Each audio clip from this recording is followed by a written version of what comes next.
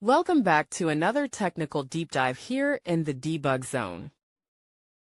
Today we're tackling a big question and breaking it down with insights from other users. Hopefully this clears up some misconceptions and helps you get the answer you need.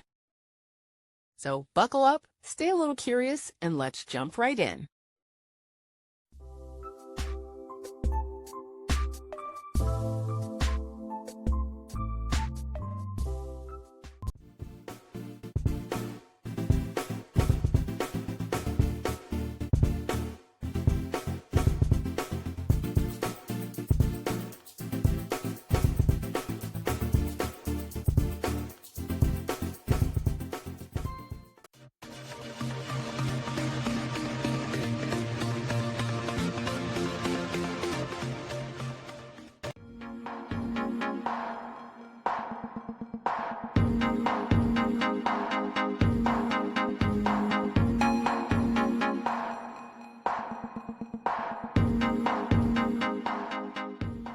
And that's a wrap. I hope you found the answer you were looking for. If you did, take a second to hit that subscribe button. It really helps out.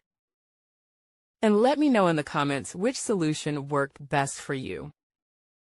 See you next time in the debug zone.